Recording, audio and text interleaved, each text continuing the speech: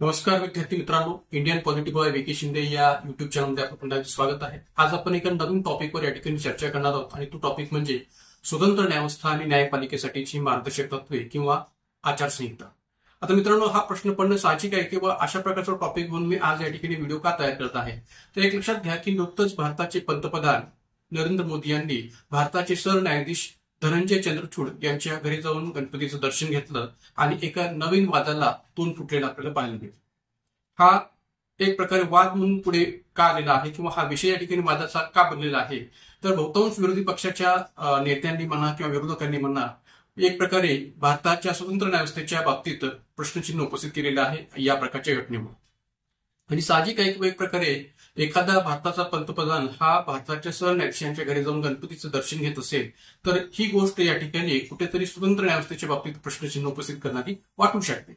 मग अशा प्रकारचा हा जो काही वाद आहे तो वाद या ठिकाणी आता वाढत चाललेला आहे, किंवा भारताच्या न्यायिक व्यवस्थेवर अनेक प्रकारच्या प्रश्नांना उपस्थित केले जात आहे। का तर भारताची न्यायव्यवस्था ही घटनात्मक पातळीवर विचार केला स्वतंत्र न्यायव्यवस्था म्हणून ओळखली जाते आणि मग अशा या स्वतंत्र न्यायव्यवस्थेच्या अंतर्गत जर भारताचे सरन्यायाधीश स्वतःच या ठिकाणी अशा प्रकारच्या गोष्टींना सामोरं जात असतील तर मग भारताची न्यायव्यवस्था स्वतंत्र आहे की नाहीये याबाबत प्रश्नचिन्ह विरोधकांच्या माध्यमातून किंवा आपल्या मनात निर्माण होणं साहजिक आहे। आणि म्हणून एक प्रकारे या इन्सिडेंटच्या माध्यमातून या घटनेच्या माध्यमातून आपल्याला असं म्हणता शकेल की विरोधकांचा हा जो काही न्यायपालिकेवर स्वायत्तेच्या दृष्टीकोनातून किंवा विश्वासार्हतेच्या दृष्टीकोनातून जो काही आरोप विचार घेतला जातो आहे किंवा प्रश्नचिन्ह जे उपस्थित केले जात आहे ते ऑब्व्हियसली या ठिकाणी बरोबर आहे असं म्हणायला काही हरकत नाही। मग आता इथं आपल्याला एक गोष्ट इथं लक्षात घ्यायची आहे की जे काय आपण या व्हिडिओचं टायटल ठेवलेलं आहे त्या टायटलचा विचार करता आपल्याला दोन भागामध्ये याची या ठिकाणी पुनरुज्जीवनी करायची। तर एक लक्षात घ्या की या आधी सुद्धा मी स्वतंत्र न्यायव्यवस्थेच्या दृष्टीकोनातून अनेक प्रकारची व्हिडिओज आपल्या युट्यूब चॅनलवर केलेली आहेत। आज पुन्हा एक स्वतंत्र न्यायव्यवस्थेच्या दृष्टीकोनातून आपण थोडीशी विस्ताराने माहिती जी काय ती पाहणार आहोत। का तर आपल्याला ज्या काही गोष्टी या आधीच्या व्हिडिओमध्ये मी सांगितले नाहीत त्या या ठिकाणी आजच्या व्हिडिओमध्ये मी सांगण्याचा प्रयत्न करणार आहे। जनरली आपल्याला स्वतंत्र न्यायव्यवस्थेच्या भारतीय राज्यघटनेतल्या ज्या काही तरतुदी आहेत त्या माहिती असतात, पण स्वतंत्र न्यायव्यवस्थेच्या दृष्टिकोनातूनच न्यायपालिकेसाठीची काही आचारसंहिता किंवा न्यायपालिकेसाठीची काही आधारभूत तत्वे किंवा मार्गदर्शक तत्वे जी काही निश्चित केलेली आहेत ती स्वतः सर्वोच्च न्यायालयाने निश्चित केलेली आहेत ती कोणती आहेत त्याच्यावर आपल्याला अधिकाधिक आज प्रकाश टाकायचा आहे। त्यामुळे आज आपला मुख्य जो विषय आहे तो अशा प्रकारच्या घटनांना जर या ठिकाणी नियंत्रित करायचा असेल किंवा अशा प्रकारच्या घटना घडू नये या दृष्टीने सर्वोच्च न्यायालयाने काही आचारसंहिता ठरवून दिलेली आहे का, मार्गदर्शक तत्वे ठरवून दिलेली आहेत का याच्यावर अधिकाधिक प्रकाश टाकायचा। म्हणजे असं मी म्हणणार नाही की नरेंद्र मोदींनी सरन्यायाधीश धनंजय चंद्रचूड यांच्या घरी भेट देऊन अशा प्रकारचं गणपतीचं दर्शन घेणं आणि एक प्रकारे अशा प्रकारची घटना ही प्रथमतच भारतामध्ये घडलेली आहे किंवा मोदी सरकारच्याच कालखंडात घडलेली आहे अशातला भाग नाहीये। तर या आधी सुद्धा वेगवेगळ्या प्रकारच्या सर्वोच्च न्यायालयीन न्यायाधीशांच्या भूमिकेबद्दल प्रश्नचिन्ह उपस्थित केले गेलेले आहेत की जेव्हा ते सत्ताधाऱ्यांच्या बाजूने किंवा सत्ताधाऱ्यांच्या समर्थनात काही ना काही मत विचारात घेतात किंवा काही ना काही मत मांडतात किंवा तशा प्रकारची कृती करतात। तर अशा वेळेस या ठिकाणी हा प्रश्न काही फक्त पहिल्यांदाच निर्माण झालेला अशातला भाग नाही, तर या आधी सुद्धा बऱ्याच वेळा या ठिकाणी अशा प्रकारची घटना घडलेली आहे। त्याची काही थोडीशी उदाहरणं आपण याच्यामध्ये पाहणार आहोत आणि त्यानंतर मग आपण न्यायपालिकेसाठी 1997 अंतर्गत न्यायमूर्ती व्यंकटचलैया यांच्या माध्यमातून सरन्यायाधीश न्यायमूर्ती व्यंकटचलैया यांच्या माध्यमातून जी काही मार्गदर्शक तत्वे किंवा आचारसंहिता सर्वोच्च न्यायालयाच्या माध्यमातून स्वीकारली गेलेली होती तर ती आचारसंहिता आणि त्या आचारसंहितेमधले कोणती मार्गदर्शक तत्व सर्वोच्च न्यायालयाला लागू आहेत याचा उलगडा जो काय तो आपण या ठिकाणी करणार। तर मित्रांनो, पहिल्यांदा आपण या ठिकाणी हे लक्षात घेऊया की थोडक्यात आपण भारताच्या राज्यघटनेमध्ये असणाऱ्या स्वतंत्र न्यायव्यवस्थेच्या ज्या काही तरतुदी आहेत त्याच्यावर थोडासा प्रकाश टाकूया। जर आपण लक्षात घेतलं तर आपल्याला दिसून येईल की भारतीय राज्यघटना ही स्वतंत्र न्यायव्यवस्थेच्या अंतर्गत विचारात घेतली जाते किंवा भारतीय न्यायव्यवस्था जी काही स्वतंत्र न्यायव्यवस्थेवर आधारित आहे असं म्हटलं जातं। किंबहुना केशवंत भारती खटल्याच्या निर्णयाअंतर्गत स्वतंत्र न्यायव्यवस्था ही भारतीय राज्यघटनेची एक मूलभूत चौकट आहे, मूलभूत चौकटीमध्ये येणारा मुद्दा आहे, मूलभूत ढाच्याच्या अंतर्गत येणारा घटक आहे असंही मान्य केलेलं आहे। तर मग अशा या स्वतंत्र न्यायव्यवस्थेवर कशा प्रकारे या ठिकाणी प्रश्नचिन्ह उपस्थित होऊ शकतात हा एक चर्चेचा विषय आहे। तर त्यामुळे भारतीय राज्यघटनेमध्ये स्वतंत्र न्यायव्यवस्थेच्या दृष्टीतून ज्या काही तरतुदी आहेत त्याच्यावर थोडक्यात आपण प्रकाश टाकूया। अगदी थोडक्यात एक लक्षात घ्या की भारताच्या राज्यघटनेमध्ये स्वतंत्र न्यायव्यवस्थेशी संबंधित अनेक तरतुदी आहेत की ज्यामध्ये पहिला उल्लेख आपल्याला करता येईल ते म्हणजे सर्वोच्च आणि उच्च न्यायालयीन न्यायाधीशांच्या नेमणुका की ज्या कॉलेजियमच्या आधारावर किंवा कॉलेजियमच्या माध्यमातून जी काय एक प्रकारे शिफारस केली जाईल त्या आधारावर राष्ट्रपतीकडून केले जात असतात। त्याचबरोबर या ठिकाणी जे काही सर्वोच्च उच्च न्यायालय न्यायाधीशांची अधिकार पदाची शाश्वती आहे, कार्यकालाची जी काही शाश्वती आहे त्याचा जर विचार केला तर सर्वोच्च न्यायालयाच्या न्यायाधीशांना वयाच्या 65 वर्षापर्यंत आणि उच्च न्यायालयाच्या न्यायाधीशांना वयाच्या 62 वर्षापर्यंत या ठिकाणी अधिकार पदाची शाश्वती प्राप्त झालेली आहे। एवढंच नव्हे तर न्यायाधीशांसाठीची ज्या काही पात्रता स्पष्ट केलेल्या आहेत त्याही माध्यमातून स्वतंत्र न्यायालयाचं जे काही स्वरूप आहे ते स्पष्ट होतं।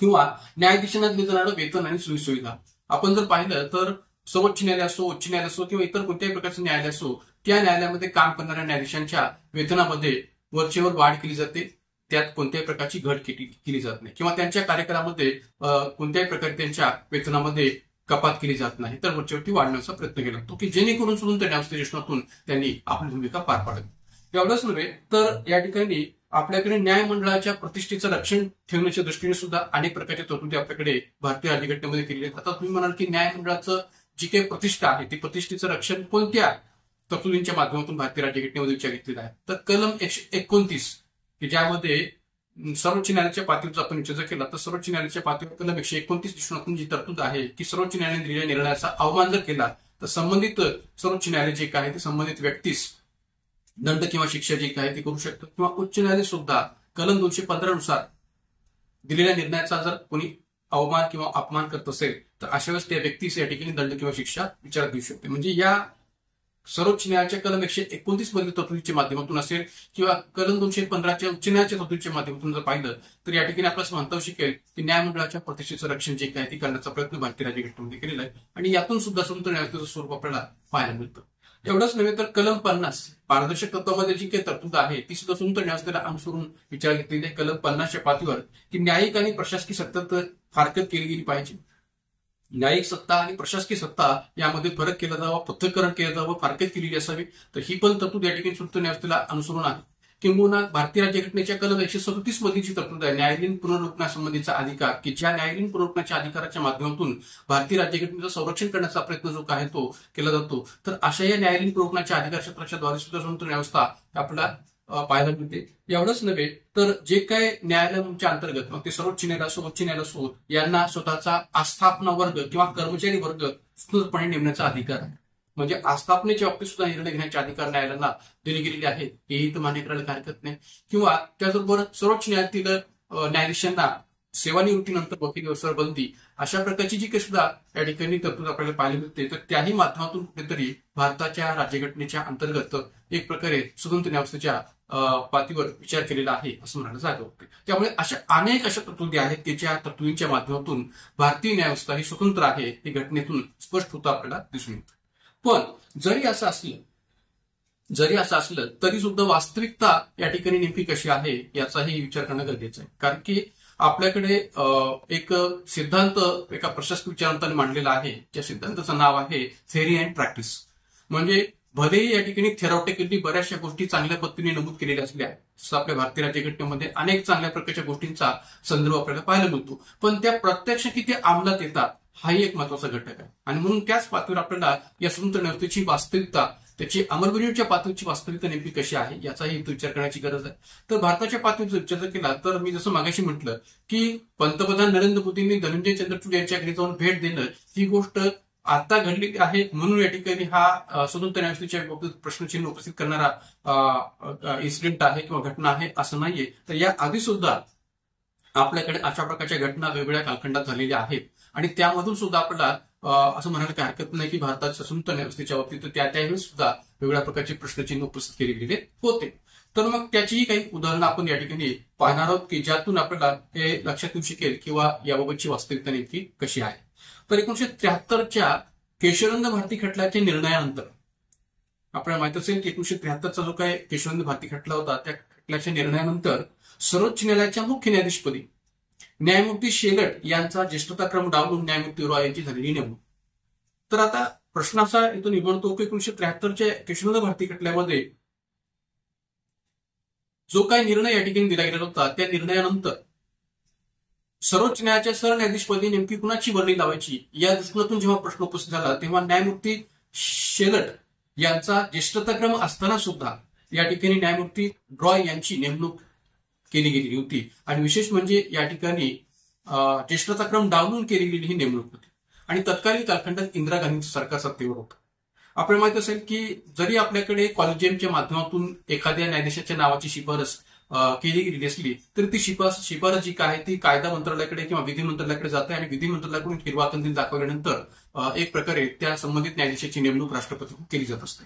आता शक्यतो या ठिकाणी कॉलेजियमकडून केलेल्या शिफारशीचा जो काही विचार आहे तो विधी मंत्रालयाला करावा लागतो आणि त्या आधारावर जे काही शिफारस केलेलं नाव आहे त्याची नियुक्ती करणं हे अपेक्षित असतं. बऱ्याच वेळा या ठिकाणी विधी मंत्रालयाकडून त्या न्यायाधीशांच्या नियुक्तीमध्ये विलंब लावला जातो का तर विधी मंत्रालयाला संबंधित न्यायाधीश हा जर योग्य वाटत नसेल किंवा त्यांना अडचणीचं ठरणार असेल, सरकारला अडचणीचं ठरणार असेल तर त्या बाबतीत निर्णय घेण्यासाठी विलंब लावला जातो. पण इंदिरा गांधींच्या कालखंडामध्ये 1973च्या अंतर्गत तसं झालेलं नव्हतं. 1973 अंतर्गत जर विचार केला तर कॉलेजियम ही सिस्टीम नव्हती. पण आणि विशेष म्हणजे इंदिरा गांधीच्या या सरकारच्या कालखंडामध्ये 1973चा जो काही यशवंत भारती खट्टाचा निकाल आला होता तर त्या निकालामध्ये जे काही न्यायाधीश होते, ज्या न्यायाधीशांनी या निकालाचा निर्णय दिलेला होता तर एक प्रकारे त्यामध्ये न्यायमूर्ती शेलट यांचाही समावेश होता. तर न्यायमूर्ती शेलट यांनी इंदिरा गांधी सरकारच्या विरोधात जाऊन तो निकाल दिलेला होता. मात्र न्यायमूर्ती रॉय यांनी इंदिरा गांधींच्या सरकारच्या समर्थनात तो निकाल दिला होता असं या ठिकाणी म्हणता येईल. म्हणजे आपल्याकडे बऱ्याच वेळा न्यायाधीशांच्या निकालामध्ये दोन बाजू पाहायला मिळतात, तसं याही निकालामध्ये दोन बाजू पाहायला मिळत होत्या आणि न्यायमूर्ती शेलट यांनी इंदिरा गांधी सरकारच्या विरोधात तो निकाल दिलेला होता. परिणामी इंदिरा गांधी सरकारने त्यावेळेस न्यायमूर्ती शेलट यांचा ज्येष्ठता क्रम डावलून न्यायमूर्ती रॉय यांची या सरन्यायाधीशपदी नेमणूक केली होती. म्हणजे सांगायचा मुद्दा असा की एक प्रकारे आपल्याकडे अशा प्रकारच्या घटना या आताच घडतात त्याच्यात बघणे तर यापूर्वी सुद्धा घडलेल्या आहेत. जसं की आणखीन एक उदाहरण आपल्याला देता येईल की न्यायाधीशांच्या पात्रता भारतीय घटनेने निश्चित केलेली आहेत. आपण जर या ठिकाणी घटनेमध्ये पाहिलं तर न्यायाधीशांच्या ज्या काही पात्रता आहेत ते भारतीय घटनेने निश्चित केलेली आहेत. पण त्या निश्चित केलेल्या असताना सुद्धा बऱ्याच वेळा शासन काय करतं तर आपल्या अनुकूल असणाऱ्या आणि किमान आपल्याला विरोध न करणाऱ्या न्यायाधीशांची नियुक्ती करण्याचा प्रयत्न करतो. आपल्याला अनुकूल असणाऱ्या आणि आपल्याला किंवा आपल्या सरकारला किमान विरोध न करणाऱ्या न्यायाधीशांची नियुक्ती करण्यावर या ठिकाणी शासन जे काय ते भर देत असतं. असं का करतं कारण की त्याच्यामध्ये शासनाचा कुठेतरी फायदा असतो. बरीचशी या ठिकाणी धोरणं जी काही त्यांना मनात नसताना सुद्धा जी काही जनतेच्या विरोधी असणारी धोरणं जी आहेत ती सुद्धा या ठिकाणी एक प्रकारे राबवता येतात असं या ठिकाणी म्हणायला काही हरकत नाही. आणि म्हणून मग बऱ्याच वेळा शासन जी काय ती पात्रता भारतीय राज्यघटनेमध्ये निश्चित केलेली असताना सुद्धा बऱ्याच वेळा आपल्याला अनुकूल आणि आपल्याला विरोध न करणाऱ्या न्यायाधीशांची नियुक्ती करण्यावर भर देतं किंवा तसा प्रयत्नही करतं. तर त्यातून सुद्धा स्वतंत्र न्यायालयावर परिणाम होतो असं म्हणायला काही हरकत नाही. याचबरोबर आणखीन एक उदाहरण आपल्याला देता येईल की निवृत्तीनंतर कोणतंही पद न्यायाधीशांना दिलं जाऊ नये. खरं तर असा एक संकेत आहे किंवा निवृत्तीनंतर न्यायाधीशांना कोणत्याही प्रकारचं एक पद दिलं जाऊ नये. घटनेत तशा प्रकारची काही तरतूद अशातला भाग नाही. पण एक संकेत म्हणून या ठिकाणी त्याचा विचार करायला हरकत नाही की निवृत्तीनंतर कोणतंही पद न्यायाधीशांना दिलं जाऊ नये. मात्र बऱ्याच वेळा प्रश्न दिसून येतोय की सर्वोच्च न्यायाधीशांना निवृत्तीनंतर राज्यपाल पद दिलं जातं. जसं आता मागे आपल्याकडे सर्वोच्च न्यायालयाचे माजी सरन्यायाधीश रंजन गोगोई यांना निवृत्तीनंतर राज्यसभेचं सदस्यत्व या ठिकाणी सरकारच्या माध्यमातून दिलं गेलेलं होतं नामनिर्देशनाच्या बेसिसवर. तर त्यामुळे या ठिकाणी आपल्याला असं म्हणता येऊ शकेल की निवृत्तीनंतर कोणत्याही प्रकारचं पद या ठिकाणी जर या न्यायाधीशांना दिलं जात असेल तर ते न्यायाधीश पुन्हा त्या सरकारच्या विरोधात जाऊन कोणत्याही प्रकारचा निर्णय घ्यायला तयार होत नाही किंवा या ठिकाणी तशी भूमिका आपली ठेवत नाही. तर न्यायाधीशांना राज्यपाल पदी सुद्धा या ठिकाणी नियुक्त केलं जातं, राज्यसभा सदस्य म्हणून सुद्धा नियुक्त केलं जातं किंवा एक प्रकारे एखाद्या चौकशी आयोगाचे प्रमुख म्हणून सुद्धा नियुक्त केलं जातं. तर मग अशा वेळेस त्यांची जबाबदारी ही सरकारविरोधात राहत नाही. स्वतंत्रपणे ते निर्णय देण्यास टाळतात आणि त्यामुळे स्वतंत्रपणे निर्णय देण्याचा ते धाडस देऊ शकत नाहीत का तर त्यांची नियुक्ती कुठेतरी त्या सरकारने केली असते या कारणास्तव. आणि त्यामुळे असंही उदाहरण आपल्याला वास्तविकतेचे पाहायला मिळतं. त्यानंतर आणखीन एक उदाहरण इथं स्पष्ट करू शकतोय की जे या ठिकाणी आपल्याकडे घडलेल्या इंदिरा गांधीच्या सरकारच्या कालखंडातच घडलेलं आहे. ते म्हणजे काय तर आणीबाणीच्या नंतर ज्यावेळेस निवडणुका झाल्या 1977 साली तर 1977च्या निवडणुकामध्ये इंदिरा गांधी सरकारला किंवा इंदिरा गांधींच्या पक्षाला काँग्रेस पक्षाला खूप मोठी या ठिकाणी हार पत्करावी लागली होती आणि परिणामी या ठिकाणी आणीबाणीचे परिणाम त्यांच्या पक्षाला किंवा त्यांच्या एकंदरीत सत्तेला भोगावे लागले होते. आणि एक प्रकारे 1977ला जे काही सरकार आहे ते जनता पार्टीचं सरकार सत्तेवर आलं. मोरारजीभाई देसाई ही या ठिकाणी भारताचे पंतप्रधान झाले. पण हेही सरकार अधिकार टिकू शकलं नाही. 1980ला हे मोरारजीभाई देसाई सरकार जे आहे ते पडलं, कोसळलं आणि मग 1980ला पुन्हा एकदा या ठिकाणी मध्यावधी निवडणुका झाल्या आणि मग अशा वेळेस या निवडणुकीमध्ये इंदिरा गांधी पुन्हा एकदा सत्तेवर आल्या आणि मोठ्या संख्येने त्या विजयी झालेल्या होत्या. तर ज्यावेळेस 1980 मध्ये इंदिरा गांधी निवडणुकीमध्ये विजयी झाल्या तर त्यावेळेस भारताच्या इतिहासामध्ये खरं तर अशी घटना घडणं गरजेचं नव्हतं, पण तशी ती घडली की न्यायाधीशांच्या स्वाभिमानावर प्रश्नचिन्ह या घटनेमुळे उपस्थित केले गेले होते. तर ही घटना नेमकी काय होती तर 1980 साली इंदिरा गांधीच्या निवडणुकीतील विजयाबाबत आपल्या पदाचं महत्व विसरून न्यायमूर्ती P.N. भगवती यांनी इंदिरा गांधी यांना अभिनंदनाचं पत्र पाठवलेलं होतं. म्हणजे सांगायचा हेतू काय, किंवा इथं या ठिकाणी एखादा व्यक्ती की जो निवडणुकीमध्ये विजयी झाल्यानंतर त्याला सर्वोच्च न्यायालयातील एखाद्या न्यायाधीशाने अभिनंदनाचं पत्र पाठवणं, म्हणजे यातून सरळ सरळ असं दिसून येतं की या ठिकाणी संबंधित न्यायाधीश जे आहे ते त्या सरकारच्या समर्थनाच्या बाजूने आहेत किंवा सरकारच्या बाजूने आहेत हे उघडपणाने इथं आपल्याला पाहायला मिळेल. म्हणजे एखाद्या पक्षाच्या विजयाबद्दल, एखाद्या पक्षाच्या व्यक्तीच्या विजयाबद्दल या ठिकाणी अशा प्रकारचं अभिनंदनाचं पत्र खुल्यापणाने पद्धतीने पाठवणं हे योग्य नाहीये. ते स्वतंत्र न्यायव्यवस्थेला कुठेतरी या ठिकाणी घातक आहे असं म्हणायला काय हरकत नाही. म्हणून पंतप्रधान नरेंद्र मोदींनी सरन्यायाधीश धनंजय चंद्रचूड यांच्या घरी जाऊन भेट घेतली, याचं समर्थन करता येईल का? नाही, याचंही समर्थन करता येणार नाही. ना न्यायमूर्ती P.N. भगवती यांच्या कृतीचंही समर्थन करता येणार नाही. कारण की शेवटी भारतीय राज्यघटना ही सर्वश्रेष्ठ आहे, व्यक्ती सर्वश्रेष्ठ नाहीये. तर त्यामुळे या ठिकाणी भारतीय राज्यघटनेमध्ये स्वतंत्र न्यायव्यवस्थेला दृष्टिकोनातून ज्या काही तरतुदी केलेल्या आहेत तर त्या तरतुदींचा विचार या ठिकाणी होणं आवश्यक आहे.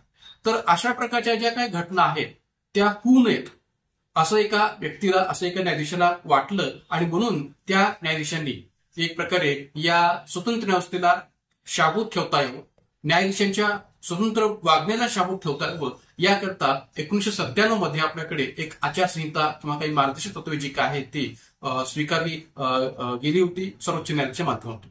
तर ती कोणती मार्गदर्शक तत्व आहेत याचा विचार आपण इथं करायचा आहे. आणि म्हणून जर का या ठिकाणी अशा प्रकारच्या घटनांना नियंत्रित करायचं असेल किंवा स्वतंत्र न्यायव्यवस्थेचं पावित्र्य टिकवून ठेवायचं असेल तर 7 मे 1997 ची काही मार्गदर्शक तत्व किंवा आचारसंहिता जी काय ती आपल्याकडे सर्वोच्च न्यायालय अस्तित्वात आणली. आणि ही अस्तित्वात आणण्याचं जे काही श्रेय आहे ते श्रेय जातं न्यायमूर्ती M.N. वेंकटचलय्या यांच्याकडे. तर तत्कालीन सरन्यायाधीश न्यायमूर्ती M.N. वेंकटचलय्या यांच्या पुढाकाराने 16 मुद्द्यांचा समावेश असलेला एक दस्तावेज बनवण्यात आला. 16 मुद्द्यांचा समावेश असलेला एक दस्तावेज जो आहे तो बनवण्यात आलेला होता, की ज्या दस्तावेजाचं शीर्षक होतं restatement of values of judicial life. या दस्तावेजाचं शीर्षक काय होतं? Restatement of values of judicial life. त्याला मराठीमध्ये आपल्याला सोप्या भाषेत या अर्थाने म्हणता येईल की न्यायालयीन जीवनातील मूल्यांची पुनरुजळणी. न्यायालयीन जीवनातील मूल्यांची पुनरुजळणी असं सोप्या भाषेत या दस्तावेजाला म्हणता येऊ शकेल. हा दस्तावेज 7 मे 1997 रोजी सर्वोच्च न्यायालयाच्या बैठकीमध्ये स्वीकारण्यात आला होता. किंवा तर 7 मे 1997 रोजी सर्वोच्च न्यायालयाच्या बैठकीमध्ये हा दस्तावेज स्वीकारण्यात आला. आणि न्यायपालिकेचं स्वातंत्र्य राखावं किंवा न्यायपालिकेचं स्वतंत्र अस्तित्व कायम राहिलं जाईल, जनतेच्या नजरेत सर्वोच्च न्यायालयाची किंवा न्यायपालिकेची स्वायत्ता अबाधित राहील. एवढंच नव्हे तर न्यायपालिकेतील व्यक्तींनी कोणती मार्गदर्शक तत्वे न्यायालयाअंतर्गत काम करत असताना पाळावीत या अर्थाने हा दस्तावेज होता. त्याचाच एक प्रकारे या ठिकाणी भाग होता किंवा एकंदरीत या संबंध दस्तावेजाचा जो गाभा होता तो हाच होता की स्वतंत्र न्यायव्यवस्था कशी टिकून ठेवता येऊ शकेल आणि स्वतंत्र न्यायव्यवस्थेमध्ये न्यायाधीशांनी कसं वागलं पाहिजे या अर्थात. तर अशा या स्वतंत्र न्यायव्यवस्थेतील असणाऱ्या मार्गदर्शक तत्वांचा किंवा या दस्तावेजातील मार्गदर्शक तत्वांचा आचारसंहितेचा विचार आपल्याला या ठिकाणी या 16 मुद्द्यांच्या आधारावर पुढे करायचा आहे. तर हे 16 मुद्दे नेमके कोणते होते त्याच्यावर सुद्धा आपण इथं प्रकाश टाकूया की काय आहेत ही मार्गदर्शक तत्वे किंवा काय आहे हे आचारसंहिता जी सर्वोच्च न्यायालयाने 7 मे 1997 ला या ठिकाणी स्वीकारली होती स्वतंत्र न्यायव्यवस्थेच्या दृष्टिकोनातून. आणि सर्वोच्च न्यायालयातील किंवा न्यायिक व्यवस्थेतील न्यायाधीशांनी कशा पद्धतीने वागावं न्यायिक वातावरणामध्ये या दृष्टीने. यातलं पहिलं मार्गदर्शक तत्व या प्रकारचं आहे की न्यायव्यवस्थेवर असलेला विश्वास आणि पारदर्शकता अधिक दृढ व्हावी या दृष्टीने वरिष्ठ न्यायाधीशांचे वर्तन असावं. तसंच हा विश्वास धोक्यात येईल असं कोणतंही कृत्य सुप्रीम कोर्ट, हायकोर्टच्या न्यायाधीशांनी वैयक्तिक किंवा अधिकारिक पातळीवर करू नये. मात्र पहा की या ठिकाणी सरळ सरळ इथं आपला स्पष्ट केलेलं पाहायला मिळतं या मार्गदर्शकत्वामध्ये की न्यायव्यवस्थेवर असलेला विश्वास आणि पारदर्शकता अधिक दृढ व्हावी या दृष्टीने वरिष्ठ न्यायाधीशांचे वर्तन म्हणजे वागणं असलं पाहिजे की जेणेकरून लोकांचा न्यायव्यवस्थेवरचा विश्वास आणि पारदर्शकता राहू शकेल. एवढंच नव्हे तर हा विश्वास धोक्यात येणार नाही असं कोणतंही कृत्य सुप्रीम कोर्ट किंवा हायकोर्टच्या न्यायाधीशांनी वैयक्तिक किंवा अधिकारिक पातळीवर करू नये असंही या ठिकाणी या मार्गदर्शक तत्वामध्ये स्पष्ट केलं. ऑब्व्हियसली या ठिकाणी या माध्यमातून स्वतंत्र न्यायव्यवस्था टिकवण्याचा प्रयत्न केला गेलेला आहे असं म्हणायला काय हरकत नाही. दुसरं मार्गदर्शक तत्व पहा काय की न्यायाधीशांनी कोणत्याही कार्यालय, क्लब, सोसायटी किंवा इतर असोसिएशनच्या निवडणुका लढू नयेत. कारण की यातून कुठेतरी या ठिकाणी एक बॅड इम्पॅक्ट किंवा एक वाईट परिणाम जो आहे तो या ठिकाणी पडू शकतो. कशा अर्थाने की जर स्वतःच न्यायाधीश या ठिकाणी कोणत्याही कार्यालय किंवा क्लब, सोसायटीच्या किंवा असोसिएशनच्या निवडणुका जर लढू लागल्या तर ते कुठेतरी राजकीय दृष्टीतून भूमिका पार पाडत आहेत असं त्याचा अर्थ होऊ शकतो आणि त्याची वाच्यता जाहीर पातळीवर होऊ शकते. आणि म्हणून न्यायाधीशांनी कोणत्याही कार्यालय, क्लब, सोसायटी किंवा असोसिएशनच्या निवडणुकांच्या अंतर्गत पडू नये किंवा लढू नये असंही मार्गदर्शक स्पष्ट केलेलं आहे. बारच्या कोणत्याही सदस्यांबरोबर, विशेषतः तुमच्याच न्यायालयात वकिली करत असलेल्या कोणत्याही सदस्यांबरोबर जवळीक टाळावी, कारण की यातून जो काही निर्णय न्यायाधीशांच्या माध्यमातून दिला जाणार आहे त्या निर्णयावर परिणाम होऊ शकतो. आणि म्हणून शक्यतो बारच्या कोणत्याही सदस्यांबरोबर किंवा तुमच्याच न्यायालयातील कोणत्याही वकिलाच्या बरोबर कोणत्याही प्रकारची जवळीक टाळावी, हे याही अर्थाने स्वतंत्र न्यायाधीशांचे असणारं तत्व सांगता येऊ शकेल. त्यानंतर चौथं तत्व आहे, न्यायाधीशांनी जवळच्या नातेवाईकांना वकील म्हणून आपल्या कोर्टात प्रलंबित असलेल्या प्रकरणांमध्ये युक्तिवाद करण्याची परवानगी देऊ नये.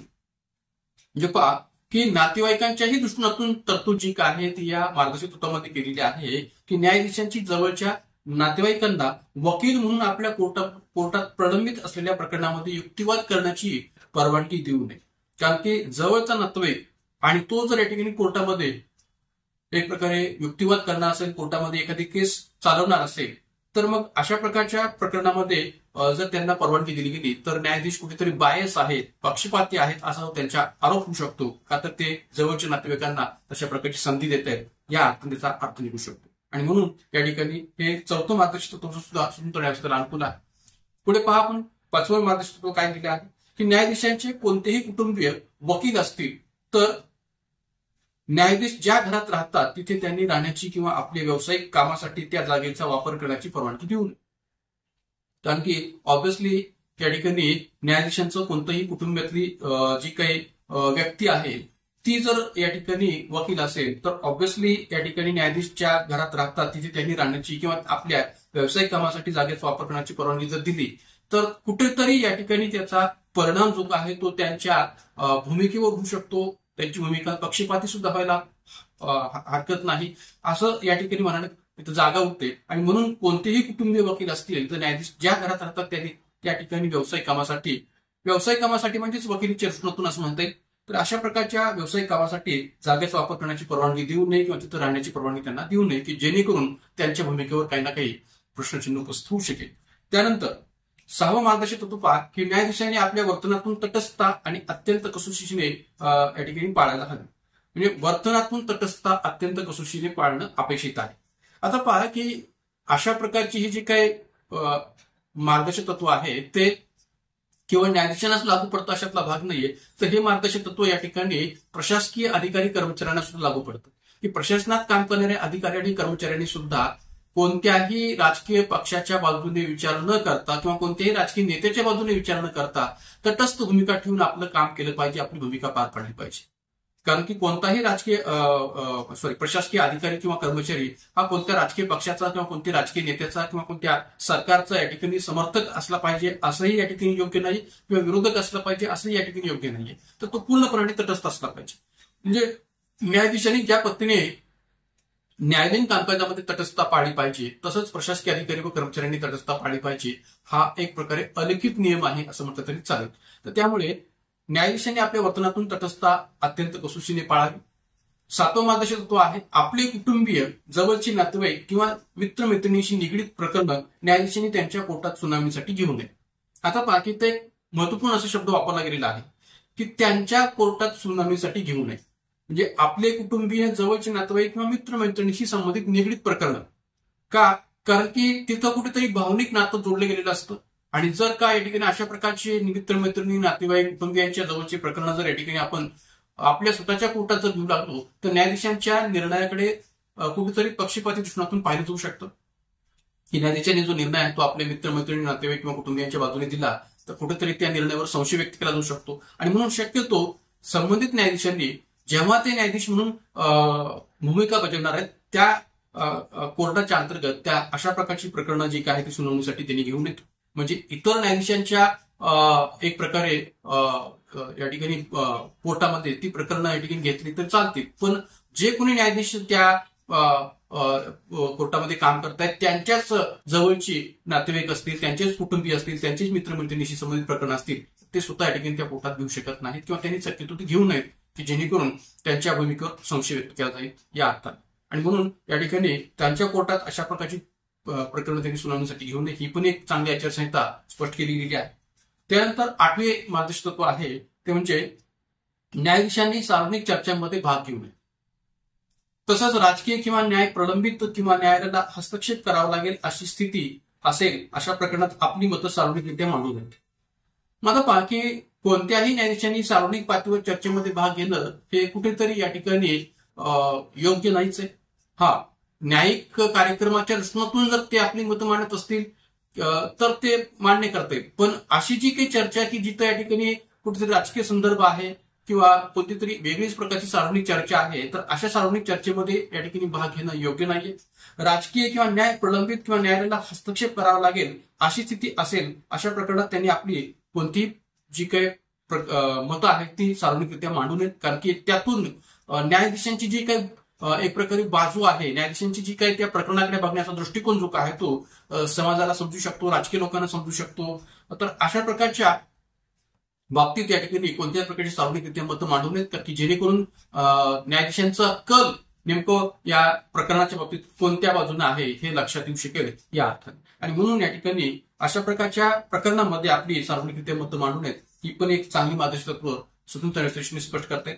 9वं मार्गदर्शक तत्व आहे या प्रकारचं निकाल सुस्पष्ट असावेत आणि प्रसार माध्यमांना काही मुलाखती देऊ नयेत. म्हणजे न्यायाधीशांच्या माध्यमातून जे काही निकाल दिले जात असतात, न्यायालयाच्या माध्यमातून जे निकाल दिले जात असतात ते सुस्पष्ट असावेत, त्यावर कोणत्याही प्रकारचे प्रश्न उपस्थित केले जाऊ नयेत अशा प्रकारचे ते निकाल सुस्पष्ट असावेत आणि शक्यतो या ठिकाणी प्रसार माध्यमांना त्यांनी मुलाखती देऊ नयेत. आता मित्रांनो एक लक्षात घ्या की मागे न्यायमूर्ती सरन्यायाधीश ज्यावेळेस मागे आपले सरन्यायाधीश होऊन गेलेले आहेत मिश्रा, तर या ठिकाणी न्यायमूर्ती मिश्रा जे होते सरन्यायाधीशपदी तेव्हा त्यांच्या भूमिकेविषयी सर्वोच्च न्यायालयातील इतर न्यायाधीशांनी प्रसार माध्यमांसमोर या ठिकाणी येऊन आपली मतं मांडलेली होती. शक्यतो या ठिकाणी तसं करणं योग्य नव्हतं, पण तशा प्रकारची मतं या ठिकाणी इतर न्यायाधीशांनी प्रसार माध्यमांच्या समोर येऊन मांडलेली होती. जेव्हा न्यायमूर्ती मिश्रा म्हणजे या मोदी सरकारच्याच कालखंडातली ही घटना आहे की न्यायमूर्ती मिश्रा हे कुठेतरी या ठिकाणी जे काही प्रकरणांचं वाटप आहे ते वाटप करत असताना म्हणजे मास्टर ऑफ प्रोसिक्युशन म्हणून जी काही भूमिका सरन्यायाधीश पार पाडत असतात तर मास्टर ऑफ प्रोसिक्युशन म्हणून भूमिका पार पाडत असताना सरन्यायाधीशांकडून प्रकरणांचं वेगवेगळ्या खंडपीठांना वाटप करत असताना जी भूमिका ठेवली जात आहे ती भूमिका कुठेतरी पक्षपाती वाटते अशा प्रकारचं मत इतर न्यायाधीशांनी मांडलेलं होतं आणि त्या माध्यमातून त्यांनी प्रसार माध्यमांना सरन्यायाधीश न्यायमूर्ती मिश्रा यांची विषयीची जी काही नाराजी आहे ती व्यक्त केली. तर अशा प्रकारची या ठिकाणी प्रसार माध्यमांना मतं मांडणं किंवा प्रसार माध्यमांना मुलाखत देणं हे योग्य नसतं जेव्हा ते पदावर असतात, न्यायालयात न्यायाधीश भूमिका पार पाडत असतात. तर ही पण एक आचारसंहिता या मार्गदर्शक तत्वामध्ये स्पष्ट केलेली आहे. 10वं मार्गदर्शक तत्व आहे ते म्हणजे न्यायाधीशांनी त्यांचे कुटुंब, मित्रमैत्रिणी आणि नातेवाईक यांच्याशिवाय कुणाकडूनही भेटवस्तू स्वीकारू नये किंवा सरबराही स्वीकारू नये. कारण की त्याचा अर्थच या ठिकाणी सरळ असा निघतो किंवा एक प्रकारे जर का त्या कुटुंबियाशी संबंधित एखादं प्रकरण न्यायालयामध्ये जर येणार असेल, चालणार असेल, त्याची सुनावणी होणार असेल तर त्या बदल्यात त्यांनी त्या मित्रमैत्रिणी किंवा नातेवाईकांकडून तशा प्रकारची भेटवस्तू स्वीकारलेली आहे असा त्याचा अर्थ निघू शकतो. आणि म्हणून शक्यतो कुटुंब, मित्रमैत्रिणी, नातेवाईक यांच्याकडून कोणत्याही प्रकारची भेटवस्तू किंवा सरबराही स्वीकारू नये की जेणेकरून त्याला एक वेगळं वळण किंवा वेगळं स्वरूप या ठिकाणी प्राप्त होऊ शकेल या अर्थाने. त्यामुळे ही एक मार्गदर्शक या ठिकाणी योग्य म्हणून सांगता शकेल. त्यानंतर 11वं मार्गदर्शक तत्व आहे की ज्या कंपनीत न्यायाधीशांचे सहभाग असतील अशी प्रकरणं न्यायाधीशांनी सुनावणीसाठी घेऊ नयेत. कारण की न्यायाधीशांना आर्थिक पातळीवर अशा प्रकारचे समभाग किंवा शेअर्स विकत घेण्याचा अधिकार आहे, पण ज्या कंपनीचे समभाग त्यांनी घेतलेले असतील त्या कंपनीशी संबंधित जी काही प्रकरण आहेत ती त्यांनी सुनावणीसाठी स्वतः घेऊ नयेत. न्यायाधीशांनी त्यामागचं उद्दिष्ट सांगितलं असेल आणि त्यांनी सुनावणी करण्यावर आणि निर्णय घेण्यावर कोणी आक्षेप घेतला नसेल तर न्यायाधीश सुनावणी घेऊ शकतात. म्हणजे जर का त्यामध्ये कोणत्याही प्रकारचा असा पक्षपाती दृष्टिकोन नाहीये, संशयास्पद दृष्टिकोन नाहीये असं जर असेल तर न्यायाधीश या ठिकाणी संबंधित प्रकरणासंबंधीची उद्दिष्ट सांगून आणि जर का त्या सुनावणी घेण्यावर किंवा निर्णय घेण्यावर कोणी आक्षेप घेत नसेल तर त्या प्रकारची प्रकरणं सुनावणीसाठी ते घेऊ शकतात. म्हणजे काही रिस्ट्रिक्शन्स घालून या ठिकाणी अशा प्रकारच्या कंपन्यांची प्रकरणं न्यायाधीश सुनावणीसाठी घेऊ शकतात असं हे मार्गदर्शक स्पष्ट करतं. तर यातून सुद्धा न्यायालयाचा संबंध आपल्याला पाहायला मिळतो. त्यानंतर 12वं मार्गदर्शक आहे की न्यायाधीशांनी स्टॉक, शेअर्स किंवा तत्सम गोष्टींबद्दल कोणत्याही प्रकारची अंदाज बांधणी करू नये. म्हणजे स्वतः न्यायाधीशांनी अशा प्रकारच्या आर्थिक दृष्टिकोनातून असणाऱ्या वेगवेगळ्या गोष्टींबद्दल कोणत्याही प्रकारची अंदाज बांधणी करू नये का तर ते कुठेतरी त्यांच्या पदाला शोभणारं नाहीये. स्वतंत्र न्यायव्यवस्थेच्या धोरणातून या ठिकाणी ते शोभणार नाहीये आणि म्हणून स्टॉक शेअर्स किंवा तत्सम गोष्टींबद्दल कोणत्याही प्रकारची अंदाजबांधणी त्यांनी सार्वजनिक पातळीवर करू नये. न्यायाधीशांनी 13वा मार्गदर्शक न्यायाधीशांनी प्रत्यक्षपणे किंवा अप्रत्यक्षपणे कोणत्याही व्यक्ती, संस्था, भागीदार यांच्याबरोबर व्यापार किंवा व्यवहार करू नये. कारण की त्या माध्यमातून सुद्धा म्हणजे कुठेतरी तिथं आर्थिक गोष्ट निगडीत आहे, आर्थिक गोष्टीचा संबंध आहे. यामुळे न्यायाधीशांनी प्रत्यक्ष असो किंवा अप्रत्यक्ष असो कोणत्याही व्यक्तीबरोबर, कोणत्याही संस्थेबरोबर किंवा कोणत्याही भागीदार यांच्याबरोबर आपले व्यवहार किंवा व्यापार करू नये, की जेणेकरून तिथं आर्थिक गोष्टींचा संबंध जोडू शकेल. कारण की पुन्हा तिथं संशयाची सुई निर्माण होऊ शकते न्यायाधीशांच्या भूमिकेच्या दृष्टीने. तर त्यामुळे हाही 13वा मार्गदर्शक भाग जो काय तो खूप महत्वाचा आहे. त्यानंतर 14वा मार्गदर्शक आहे की न्यायाधीशांनी कोणत्याही प्रकारची वर्गणी मागू नये, स्वीकारू नये किंवा कोणत्याही कारणासाठी निधी उभारण्याची प्रक्रिया यामध्ये सहभागी होऊ नये. म्हणजे आता पहा की न्यायाधीशांना वर्गणी मागण्याची काही आवश्यकता नाही. कारण की वर्गणी मागण्याच्या दृष्टीने जर विचार केला तर न्यायाधीश कुठेतरी या ठिकाणी कोणत्यातरी इतर माध्यमातून एक प्रकारे वर्गणीद्वारे पैसा गोळा करण्याचा प्रयत्न करतायत किंवा स्वीकारण्याचा प्रयत्न करतायत असा त्याचा अर्थ निघू शकतो. जनरली न्यायाधीशांना पदावर असताना त्यांचं वेतन वरचेवर वाढवण्याचा प्रयत्न जो काय तो केला जात असतो, ते कपात करण्याचा प्रयत्न होत नाही. तर याचा विचार करता या ठिकाणी त्यांना कोणत्याही प्रकारच्या अशा इतर गोष्टी करण्याची गरज नाहीये की ज्या त्यांच्या पदाला शोभणाऱ्या नाहीयेत. तर त्यामुळे न्यायाधीशांनी कोणत्याही प्रकारची वर्गणी गोळा करू नये, मागू नये, स्वीकारू नये किंवा कोणत्याही कारणास्तव निधी उभारण्याच्या प्रक्रियेमध्ये त्यांनी सहभागी होऊ नये. हेही या ठिकाणी आर्थिक दृष्टीकोनातून असणारे एक महत्वपूर्ण मार्गदर्शक तत्व आहे. पण मित्रांनो, बऱ्याचशा गोष्टी ज्या आहेत की ज्या या मार्गदर्शक तत्वांच्या पातळीवर जर विचार केला तर कशा आहेत, आर्थिक हितसंबंधांना जोडणाऱ्या या ठिकाणी बरेचशी मार्गदर्शक तत्व आपल्याला पाहायला मिळतात. तर त्यामुळे या मार्गदर्शक तत्वातून आपल्याला एक गोष्ट लक्षात आली असेल की एक प्रकारे मित्र, नातेवाईक, कुटुंबीय किंवा आर्थिक हितसंबंध अशा अनेक गोष्टींना एकत्रित करून ही मार्गदर्शक तत्व बनवण्याचा प्रयत्न केलेला आहे की जेणेकरून न्यायाधीशांचं वर्तन हे अधिक चांगलं राहावं, स्वतंत्र राहावं, हा त्या पाठीमागचा हेतू आहे. जाऊया पुढे 15वा मार्गदर्शक तत्व काय स्पष्ट केलेलं पहा की न्यायाधीशांनी त्यांच्या पदाशी संबंधित असलेला कोणताही लाभ, आर्थिक फायदे, सुविधा किंवा विशेषाधिकार याबाबत सुस्पष्ट उल्लेख असल्याशिवाय घेऊ नयेत. कारण की जे काही त्यांना वेगवेगळ्या प्रकारचे आर्थिक लाभ प्राप्त होतात, आर्थिक फायदे प्राप्त होतात, सुविधा प्राप्त होतात, विशेषाधिकारांच्या पातळीवर जे काही या ठिकाणी गोष्टी प्राप्त होतात, तर यांचा सुस्पष्ट उल्लेख असल्याशिवाय त्यांच्याकडून त्याचा स्वीकार केला जाऊ नये. का तर त्याचा एक वेगळा अर्थ सुद्धा या ठिकाणी निघू शकतो की वेगवेगळ्या प्रकारचे आर्थिक फायदे किंवा आर्थिक लाभ किंवा सोयीसुविधा जर त्यांना या ठिकाणी दिल्या जात असतील तर त्या पाठीमागचा हेतू नेमका काय आहे, त्या नेमकं कुणाकडून दिल्या जात आहेत, त्या काहीतरी स्वार्थाखातर या ठिकाणी दिल्या जात आहेत का, तर अशा प्रकारचा अर्थ इथं निघू शकतो. म्हणून जोपर्यंतच्या या संबंध लाभांच्या व्यक्तीचा सुस्पष्ट उल्लेख असेल, सुस्पष्ट उल्लेख केलेला असेल तोपर्यंत त्या घेऊ नयेत. सुस्पष्ट उल्लेख असल्याशिवाय ते स्वीकारू नयेत असंही हे मार्गदर्शक या ठिकाणी स्पष्ट करतं. त्यानंतर 16वा आणि शेवटचं मार्गदर्शक काय पहा की आपल्यावर सामान्य जनतेचे लक्ष आहे हे प्रत्येक न्यायाधीशाने लक्षात ठेवायला हवं. आता या सध्याच्या घटनेशी याचा संबंध आपण जोडू शकतो या 16व्या मार्गदर्शक तत्वाचा की धनंजय चंद्रचूड यांच्या या कृतीवर सर्वसामान्य जनतेचं लक्ष आहे, कायदेतज्ञांचं लक्ष आहे, जनतेचं लक्ष आहे असं म्हणायला काही हरकत नाही. आणि न्यायाधीशांच्या कोणत्याही कृती किंवा त्रुटीमुळे त्यांच्या पदाला आणि पदाबद्दल जनतेच्या मनात असलेल्या आदराला धक्का लागू नये याची त्यांनी काळजी घ्यावी.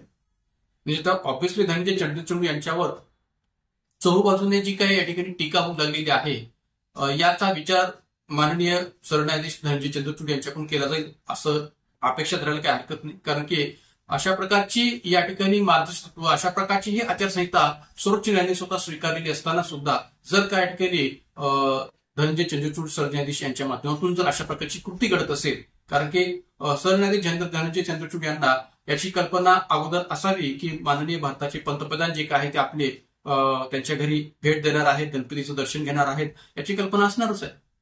अचानक या ठिकाणी दार उघडलं आणि एक प्रकारे पंतप्रधान तिथं उभं राहिले आणि त्यांनी भेट घेण्याची किंवा दर्शन घेण्याची मागणी केली असं तर होऊ शकणार नाही.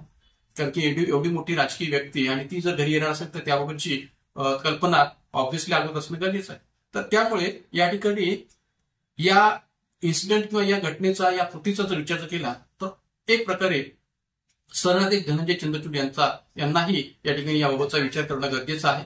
कुठेतरी या ठिकाणी याचाही त्यांच्याकडून विचार झाला पाहिजे की सामान्य जनता, सर्वसामान्य जनता, अनेक कायदेतज्ञ लोक, अनेक या ठिकाणी विचारवंत, अनेक प्रकारचे लेखक, अनेक प्रकारचे जे काही पत्रकार आहेत ते या ठिकाणी अशा प्रकारच्या त्यांच्या कृतीबद्दल वेगवेगळ्या प्रकारची टीका टिप्पणी करू शकतात, किंबहुना या ठिकाणी आपली मतं मांडू शकतात. तर त्यामुळे न्यायाधीशांनी ही जी काय अशा प्रकारची कृती आहे ती कृती ज्यावेळेस केलेली असते तर त्यावेळेस अशा प्रकारचे प्रश्नचिन्ह हे उपस्थित होणं साहजिक आहे. तर त्यामुळे हे 16वं मार्गदर्शक तत्व हे तेवढंच अधिक महत्वाचं आहे, किंबहुना अगोदरच्या 15 मार्गदर्शक तत्वांच्या पेक्षा सुद्धा अधिक महत्व याचं या ठिकाणी याकरता वाटतं का तर सर्व जनतेचं लक्ष या ठिकाणी केंद्रित होत असतं अशा प्रकारच्या एखाद्या वेगळ्या कृतीतून किंवा घटनेतून.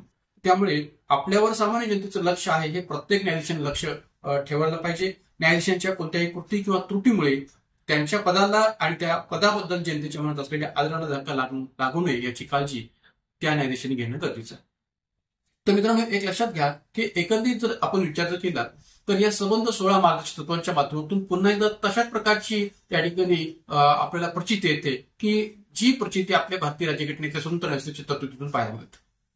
म्हणजे स्वतंत्र व्यवस्थेशी संबंधित भारतीय राज्यघटनेच्या ज्या काही तरतुदी आहेत जी अपेक्षा या ठिकाणी त्या तरतुदीच्या माध्यमातून स्पष्ट होते तशीच अपेक्षा या ठिकाणी या संबंध मार्गदर्शक तत्व किंवा आचारसंहितेतून स्पष्ट होतं असं म्हणायला काही हरकत नाही. आणि म्हणून ही जी काही संबंध मार्गदर्शक तत्व आहे ती न्यायाधीशांसाठी एक प्रकारे आचारसंहिता म्हणून मांडली गेलेली आहे, मानली जाते आणि न्यायपालिकेचं स्वतंत्र अस्तित्व आणि स्वायत्ता टिकवण्याच्या दृष्टीने किंवा स्वायत्तेसाठी न्यायपालिकेतील प्रत्येक व्यक्तीने या मार्गदर्शक तत्वांचं पालन करणं अपेक्षित आहे असं म्हणायला काय हरकत नाही.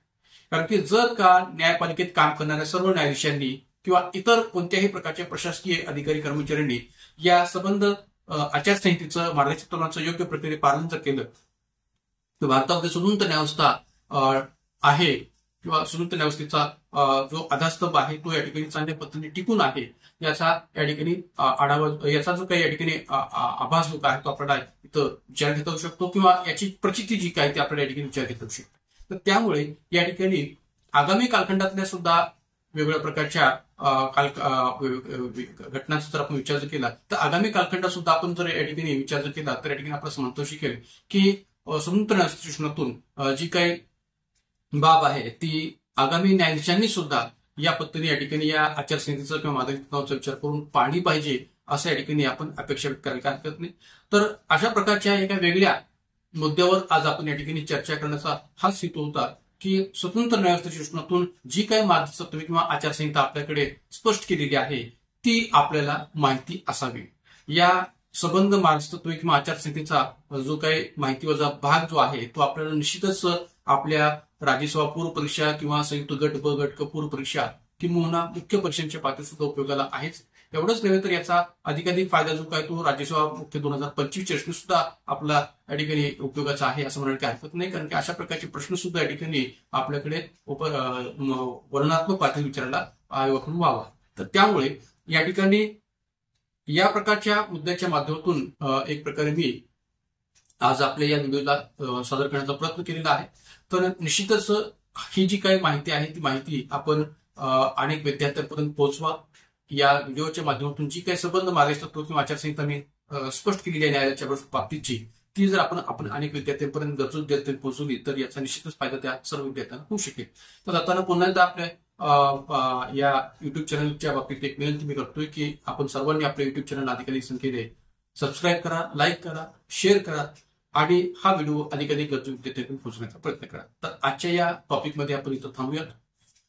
धन्यवाद.